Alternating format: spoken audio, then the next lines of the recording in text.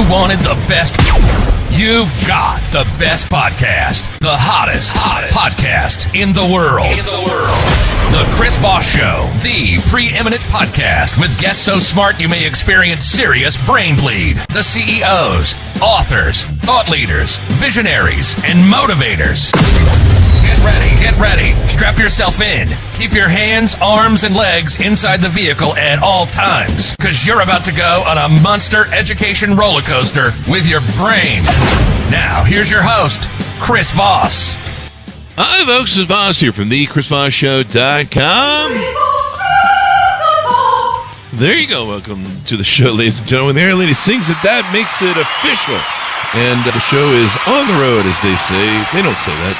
That's something I made up. Welcome to the big show, my family friends. Go to goodreads.com/Chris Voss, LinkedIn.com/Chris Voss, YouTube.com/Chris Voss, and all those crazy places on the internet. Refer your family, friends, and relatives to the show so they can get in on the goodness, the amazing minds, brilliance, knowledge, the depth of experts that we have on this show, and the authors and the books they make and the stories they tell and weave, whether they're fiction or nonfiction, they will change your life. I guarantee it. And the lawyer said I can't say that, but I did anyway.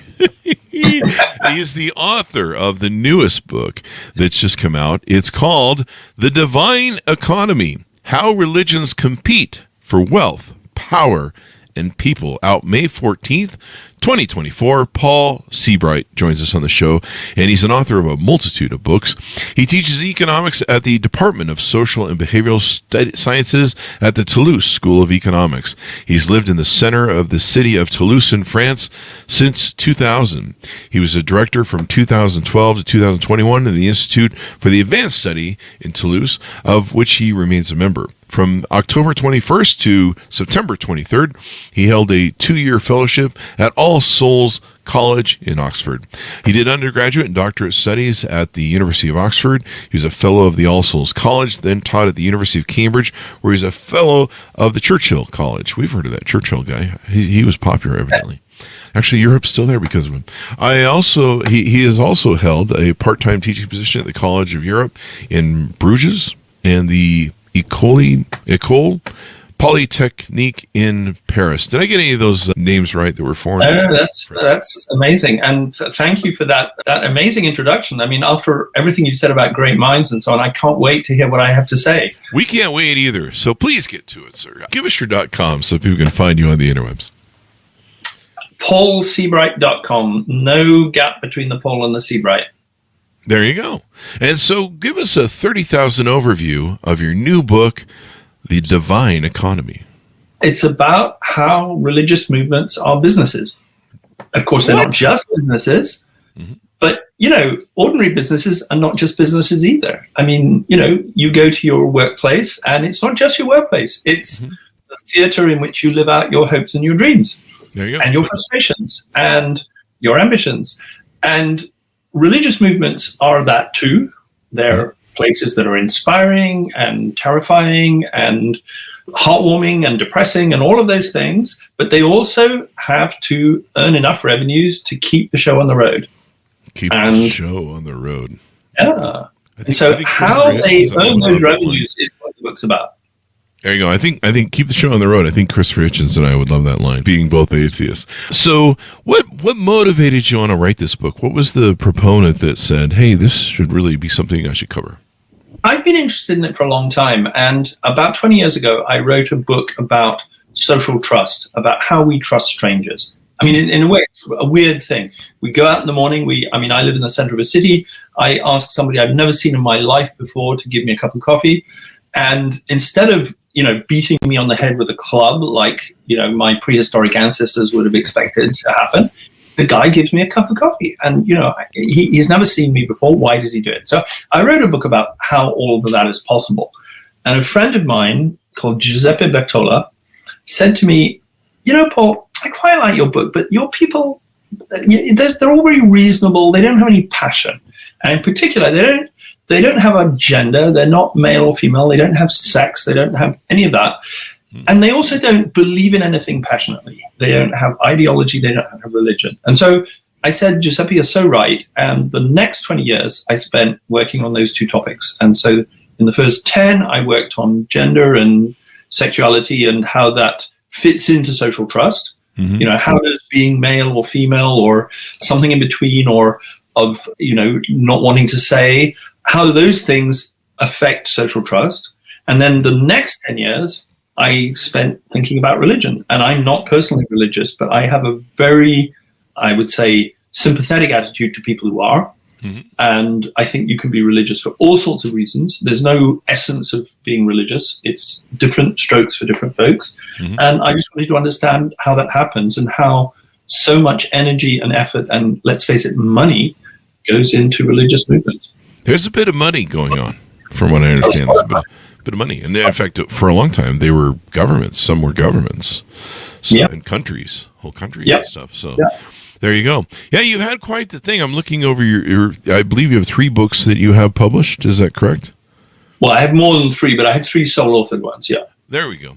So The War of Sexes, How the Conflict and Cooperation Works. And so you study the economy of those, I guess. You should really do an update on that book for dating in 2024 and divorce. No. A lot of that would need to be rewritten for 2024. Believe me. I'll probably come back on your show another time. Please do. I'd love to see that book updated. It's changed a lot in the last 10 years. And then you did The Company of Strangers, A Natural History of Economic Life. And there you go. So tell us a little bit about your history. People like to get to know the author on our show. You know, they like to, you know, go hang out at your house, maybe try on your clothes, go through your closet, you know, that sort of thing. Tell us about how you grew up, what shaped you, what motivates you, what made you want to become an academic, start writing, et cetera, et cetera. I mean, I was born in a suburb of London, but I spent the first 10 years of my life going around the world. My father worked for a multinational company making sewing thread. And so he would run sewing thread factories in different countries, including in South America, in India, and in various other countries. And so I kind of followed him around. And so I kind of early on got this idea that, you know, the world is an interesting and very varied place. And that as a kid, especially a kid under 10 years old, you don't get to see very much of that. So I really, really wanted to be able to travel on my own. And that was one of the things that I most wanted to do when I was young. I mean, I had all of the same things that a teenager wants to do when they become adult, but I also had this very, very strong wish to travel.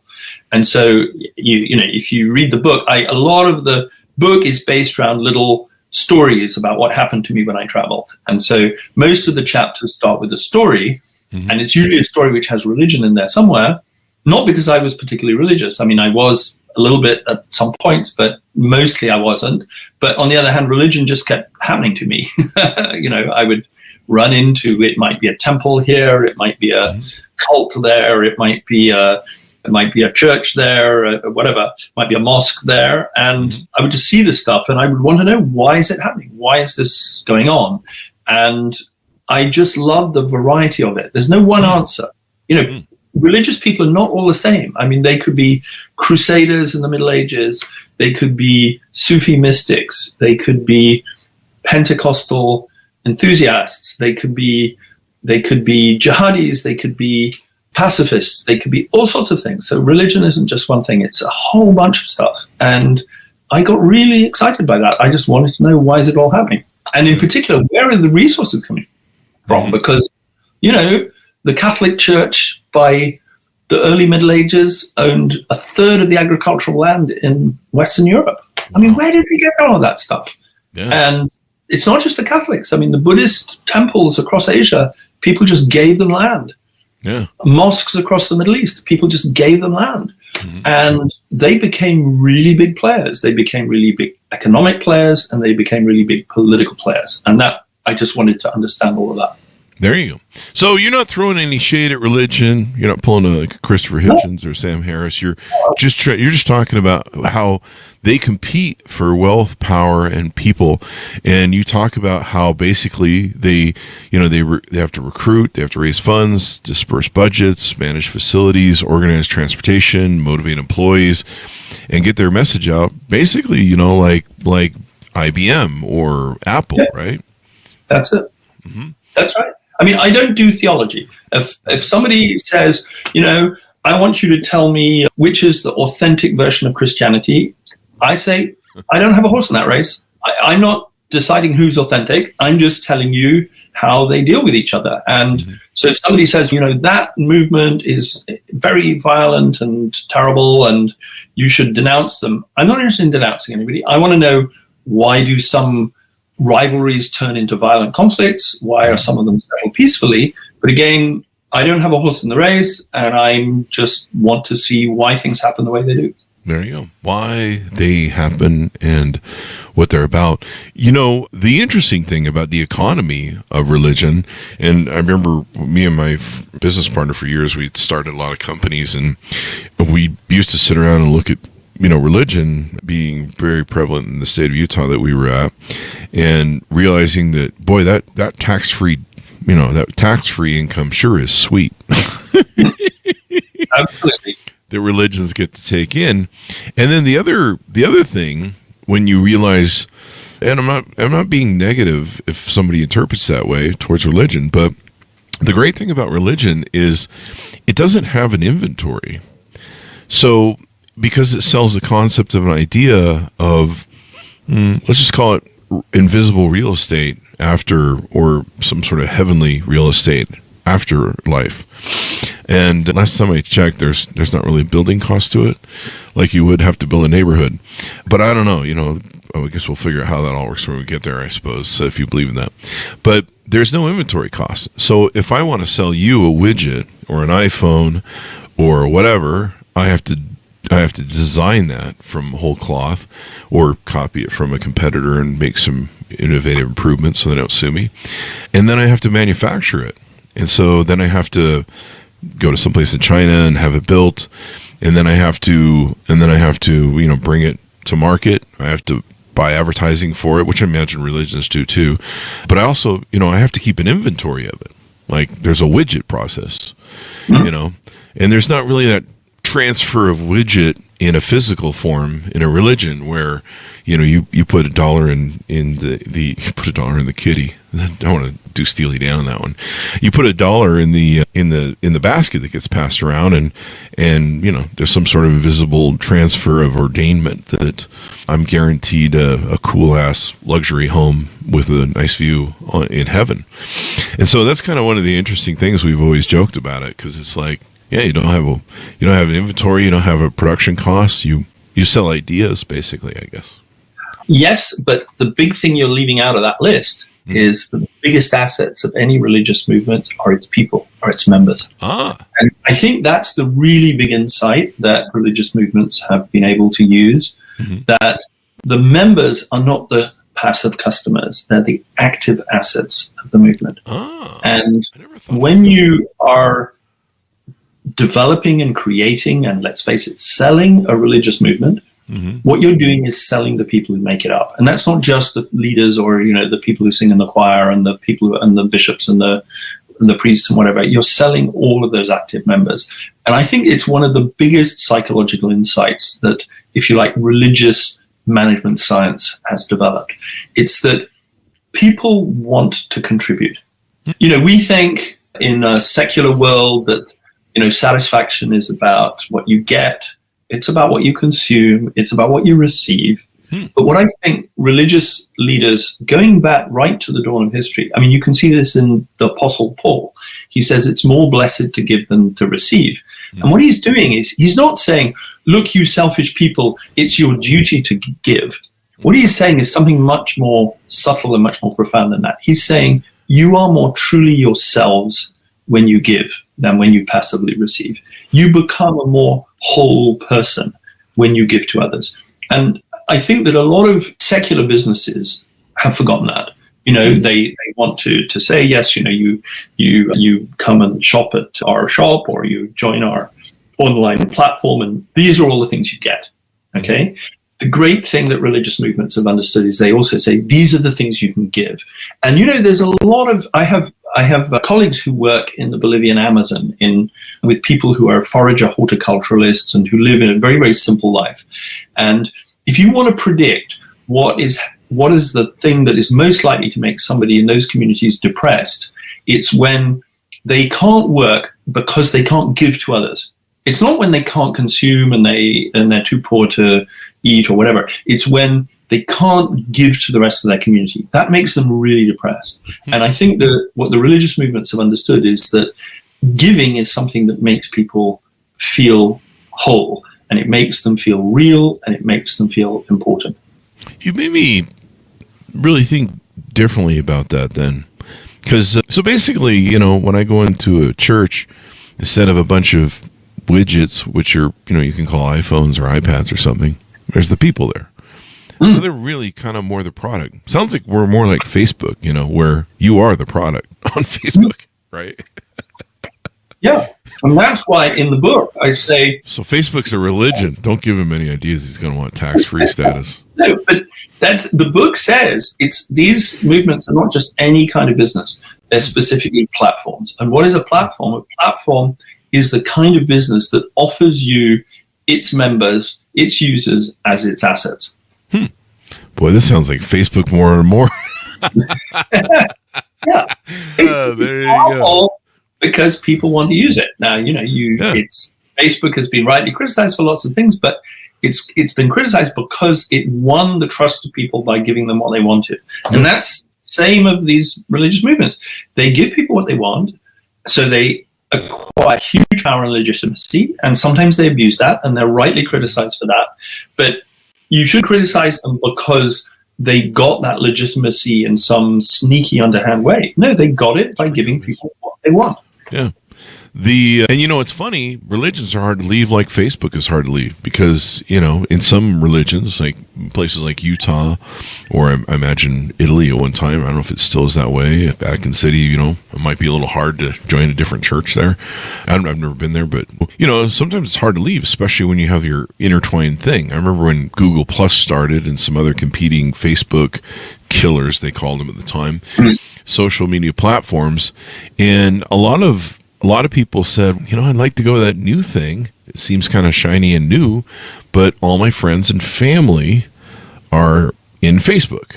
And I've seen that same thing in religion where people are just like, hey, it's really comfortable here. And all my friends and family are here. So, yeah, I'll just stay here. You know, I don't need to do that other thing. You know, I remember how hard it was for me to leave the Utah cult when I was a teenager. It was really hard because you had family and then you had community that around you was all in lockstep, and so you were just like this, I don't know, Satanist kid running around like Christopher Hitchens. You know, they're just going heretic and chasing me with burning torches and shit. Anyway, I'm just being funny, folks, but I'm not actually, because it wasn't. So this is interesting how this works, but you made me really think about how, you know, religions are the product, and they're also the a part of the advertisement, right? Like with the Mormons, they send out young men for 2 years of their, you know, young lives to go knock on doors on Saturday morning when you're hungover and try and get you converted. No, that's right. And their people are their publicity. And you see that. I mean, the Jehovah's Witnesses have made a really big thing of the fact that, you know, you may go out in the street and there are lots of them here in Toulouse. They're very, very active in France. And, you know, I go out and I pass them. And the first time you think, you know, what are these, they're standing there very patiently. And what are they doing? They don't seem to be talking to anybody. And then you go past them and the next day they're still there. And the next day they're still there. And after a while, you start to think, I don't know, these people, regardless of whether the message they've got is a message I can believe, I have to admire their grit. Yeah. I have to admire maybe there's something to it. You might or might not think that, but you have to admire their character. And so their character is, in some sense, at least as far as that willingness to stick there, willingness to follow an objective, that's a big part of the attraction. Because, you know, so many of us, we're in this social media world, we're being solicited every time by, you know, there's new messages. We become these kind of junkies for the short-term fix. We want a like on our post. We want a message from our friends or our family. We want to feel loved. We want to feel wanted. And so we twist and turn and we jump and we go after the source of the instant thing. And yet you go out in the street and here are these people and they're sitting there. They're not getting the instant, instant hit from having lots and lots of people come up and tell them they're wonderful. They're just sitting there waiting patiently because they have a plan. And I think that fact is itself very attractive to a lot of people. There you go. Or you've got the Moonies coming up to you in the airports, giving you flowers and crap and stuff. I have this vision in my head of what you're talking about, and then the scene from Airplane where he's fighting all of the religious people coming up to him in the airport. I've forgotten that particular part of the movie. But anyway, so what you'll see is I'm trying to say that religious movements are really active. And you guys in the United States, it's become a big thing that religion's declining and, more and more atheists and fewer. And that's true. And there's a reason for that in the US. But if you look in the rest of the world, that's not true. In the rest of the world, basically, there's some movements are rising, some are falling, some are being displaced, some are increasing. But basically, in the world as a whole, there is no tendency for religion to decline. So anybody who thinks by just looking at 15 years worth of surveys in the United States, well, religion's on its way out, we don't have to worry about that anymore, that's wrong. You're going to be very, very surprised. Religion is here to stay, and it's very active in the world as a whole. Really? Yeah, go on. America's the only place that's declining. That's very No, it's not the only place it's declining, but it's not typical of the world. Let me tell you some other places it's declining. It's declining in Ireland. Okay? Now, in Ireland, there's a whole story about that because in Ireland for a long time, the population was very religious and the Catholic Church had a very stifling monopoly on national life. And the government and the Catholic Church went hand in hand. They did all sorts of stuff. It's not just that they had an index of banned books until very recently. The publications of Planned Parenthood were classified as obscene until the 1970s. The Archbishop of Dublin could call up the government at any point if he saw a poster for a play on in Dublin and get the government to ban it. And, the government and the Catholic Church were hand in glove in ways that the population tolerated, and for a whole bunch of reasons, and not to mention, of course, abortion, contraception being absolutely no-no. And what happened eventually was that that coalition of political and religious forces lost its credibility. And because of that, since then, religiosity, the importance of religion in people's lives has been on the decline in Ireland. Since then, it'll bottom out, but it's been on the decline. Spain, for similar reasons, because the Catholic Church in Spain essentially shored up the Franco regime, gave it all its legitimacy. So when eventually the regime fell, people said, no, the Catholic Church, it doesn't have any legitimacy anymore because they supported the dictators. And so the Catholic Church's legitimacy fell. People now in Spain, they're still quite culturally Catholic, but they say, we don't want the Catholic Church telling us what to do with our lives anymore.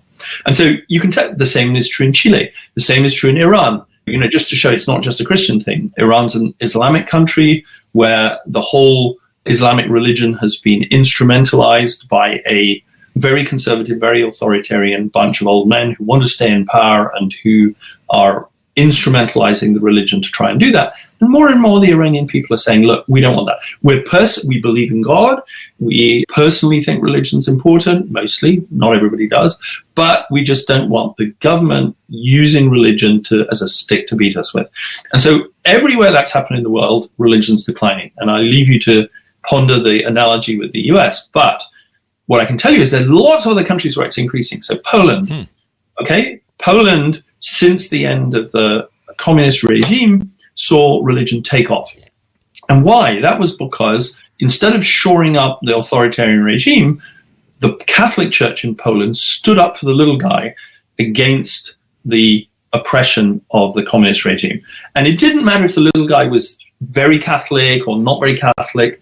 Basically, the Catholic Church in Poland was very honorably and very bravely supporting the little guy against the oppressors. And so when, the regime fell, who didn't want to be a Catholic? Lots of people said, yeah, no, the Catholic Church was there for us. Now we're going to be there for them.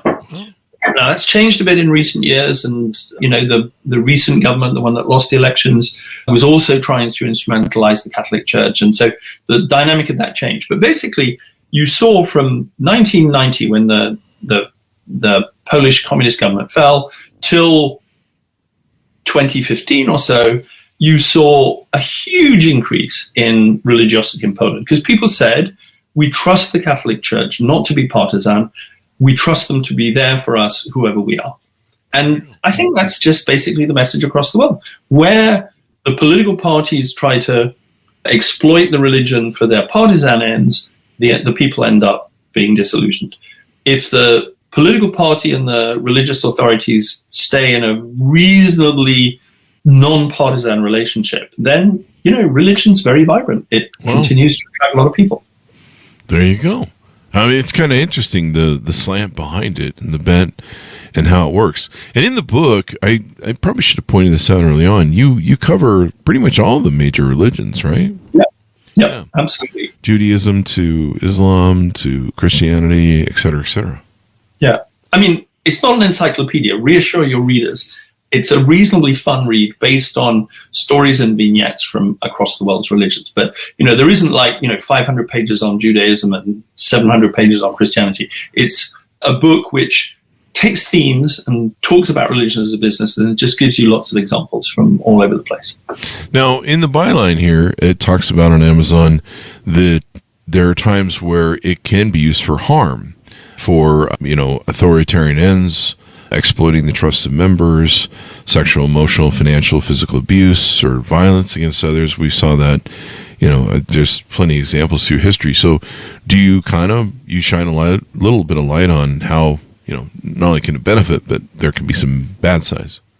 Absolutely, yeah. And there's a whole chapter that's principally about sexual abuse in religious organizations. And what interests me there is how the structure of the religious movements can sometimes make that more likely to happen. A lot of people, quite understandably, when the news has come out, aided by social media, of sexual abuse in the Catholic Church, for example, but also in many other churches, have sort of said, oh, this is terrible, there are bad people in there, and the bad people are doing bad things. Now, I don't want to dissent from that, but that's not the line I'm taking. I'm not interested in the fact that it's bad people doing bad things. I'm interested in the fact that some organizations make the bad things easier to happen, more likely to happen.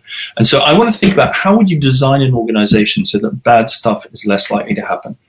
And to give you an example, take the Catholic Church. Why are we hearing so much about abuse in the Catholic Church in the last few years? Well, first thing to remember is lots of people think the Catholic Church is this incredibly hierarchical, vertical, authoritarian organization.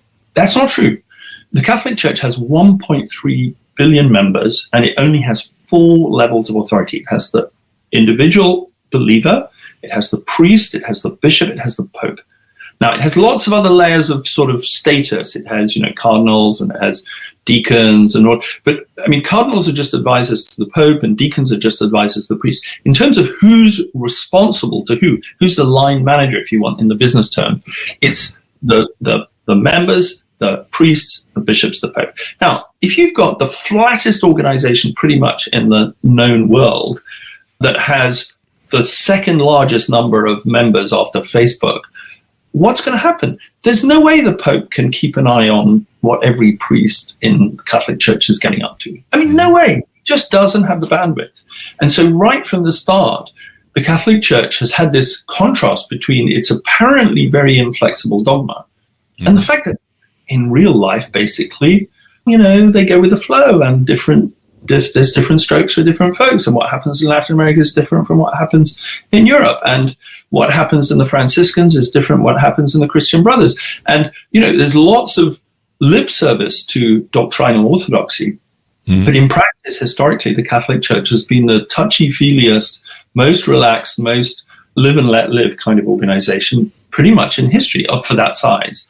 Now, what does that mean? That means that when we hear that the accusations that Pope Francis, turned a blind eye to what some priests were doing or what some bishops were doing, of course he did, because as Pope, you basically have to trust what's going on. You can't be overseeing everything that's going on. And Francis's predecessor turned a blind eye to lots of stuff, and his predecessor and his predecessor. Every single Pope has turned a blind eye to stuff. Mm-hmm. We only know about it now, basically, thanks to social media. But that's always how it functioned. And you cannot run a church that large with such a flat hierarchy any other way. So if you're going to try and think about what you do to ensure there's less sexual abuse in the Catholic Church, it's not enough just to say, oh, we'll get rid of the Pope and have another Pope. You've got to think about that structure and say, that is a structure in which sexual abuse is almost guaranteed to happen and not to be disciplined. There you go. You know, there's lots of interesting abuse that takes place. I mean, the Mormon Church got into problems with that. Absolutely. Because their bishops weren't reporting it to authorities, even though they were legally required to. Yeah. I think throughout history, there's been all sorts of different things. So it's an interesting expose that's not necessarily designed to bash religion or call it out, or you know, you're certainly not pulling a Christopher Hitchens or a Sam Harris, but you're basically going, hey, this is kind of interesting how these work, and they have similar things to a company, and technically they operate like a business. I'm all for them because they operate like a business. Personally, I'm all for them losing their tax-free status, but that's just my opinion, and you can take it or leave it, I suppose. Any final thoughts as we go out on what people should look for in the book, reasons why they should pick it up? Final pitch out as we go out. First thing to say is that about tax-free status, you may or may not think that they should lose tax-free status, but they should certainly lose the right which they have in the US, which is not to report any information about their activities. No. That is really something that if you're a charity, if you're a normal non-religious charity, you can be tax-free, but you have to publish accounts. Churches don't, and that's a very strange anomaly. And so I do say that that's a very strong message from the book. But for the rest, I just hope that the book can be read by religious people, by non-religious people, by people who love business, by people who hate business, by people who just think business is interesting. The only person who won't like this book is somebody who thinks business is intrinsically boring. Oh. Sorry, if you cannot be persuaded that business is interesting, this isn't the book for you. But if you can, I think there's a lot in it for you, whether you love religion, whether you hate religion, whether you're indifferent to religion. And I'd love to hear from any of you who have been inspired by it in any way. Yeah, that or it might convert you to like the business sort of aspects of things if you don't like it. So there you go. You might learn something new about how kind of the world works really when it comes down to it, right? There you go. It was wonderful to have you on, Paul. Please come back for your future books. I'd love to see the revisiting of the relationship one, and maybe dating in there. I know divorces are crazy right now. There's certainly an economy there as well. Did we get your .coms as we go out? PaulSeabright.com. There you go. Thank you very much, Paul, for being on the show. We really appreciate it. Thank you, Chris. It was a pleasure to be with you. There you go. Thanks to our audience for tuning in. Go to goodreads.com/Chris Voss. Chris Voss, one of the TikTokity, all those crazy places on the internet. Thanks for tuning in. Be good to each other. Stay safe. We'll see you next time. And that should have a sound.